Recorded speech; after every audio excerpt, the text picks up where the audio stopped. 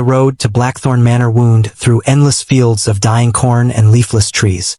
The October night was already deep when the van pulled up in front of the crumbling mansion. Its broken windows stared down like blind eyes, and its front gates hung open as though welcoming intruders. 6 friends stepped out: Ethan, Rachel, Marcus, Lily, David, and Sarah. They had driven from the city, chasing an adventure. Rachel had read online about the manor's dark history, a place where a wealthy family had lived in the 1800s, before vanishing one stormy night. No bodies had ever been found, only whispers of curses and restless spirits. "Looks like hell," muttered David, pulling his jacket tighter. "That's the point," Rachel replied with a grin. She was the one who had pushed them into this trip. "We stay one night here. That's it. Then we go home with a story no one else can top." The others weren't as sure, but they followed her up the rotting porch. The front door creaked open before they touched it, as though the house had been waiting. The first night. Inside, the manor was frozen in time. A grand staircase rose into darkness. Portraits of grim-faced men and pale women lined the walls, their eyes glistening in the beam of Ethan's flashlight. The smell of mildew and dust filled their lungs. They chose the living room as their base. Sleeping bags spread across the warped floor beneath a chandelier that trembled faintly as if shivering. They tried to laugh, tried to pretend it was fun, but soon the house made its presence known. It began with whispers, faint voices that seemed to curl through the hallways, just beyond hearing. At first, they blamed the wind. Then came the footsteps, slow, deliberate creaks on the staircase. Rachel froze. "Tell me you heard that." Everyone nodded. The sound stopped right outside the door. Then 3 knocks. Heavy. Measured. No one moved. The door didn't open, but the knocks echoed in their bones. The locked room. By midnight, Marcus insisted on exploring. "If we sit here scared, it'll just get worse. Let's prove it's just an old house." The group followed reluctantly, their flashlights cutting through the black hallways. Upstairs, they found a door with iron locks rusted shut. Strange symbols had been carved into the wood: circles, crosses, and something like an eye. "Someone really didn't want this opened," whispered Lily. But as they turned away, the door rattled.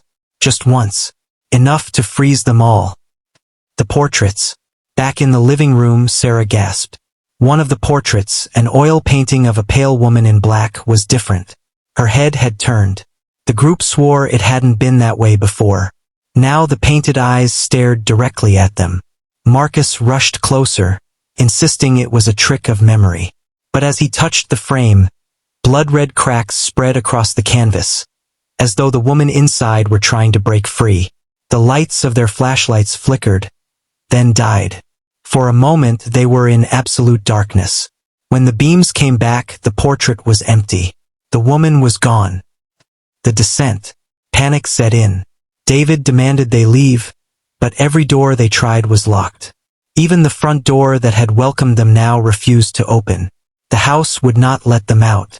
Desperate, they searched for another way and discovered a hidden stairwell behind the kitchen. The air grew colder as they descended. At the bottom was a basement lined with cages. Shackles hung from the walls, and in the center was an altar, stained with something dark. Rachel's voice shook. This wasn't just a home. It was a place of rituals.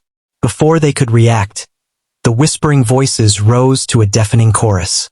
A shadow formed at the edge of their lights. A woman in black, her face pale and hollow, her mouth stretched in an endless scream. The possession. The entity moved among them like smoke. Lily screamed as invisible hands clawed her skin. Marcus fell to his knees, gasping, his eyes rolling back. When he stood again, his voice was not his own. "You should not have come here," he said in a guttural growl. His lips moved, but the sound was older, deeper, inhuman. The others tried to drag him away, but the spirit inside him laughed. The chandeliers above shattered, glass raining down like knives.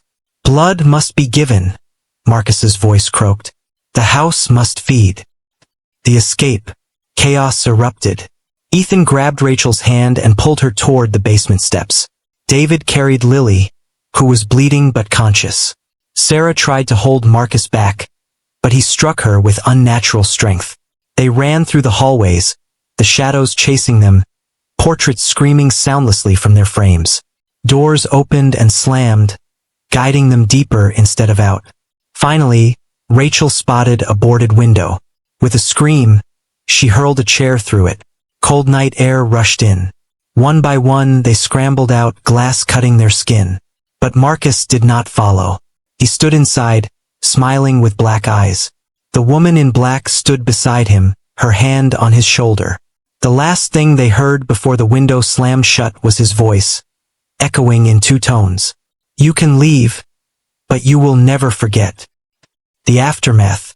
The survivors stumbled into the night, bleeding and shaking, running until the manor was a shadow in the distance.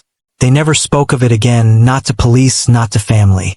But sometimes, in the quiet hours of night, Rachel swore she heard 3 knocks at her door, and Sarah, when she looked at her reflection, sometimes saw another face staring back. The house had let them go, but it had not finished with them.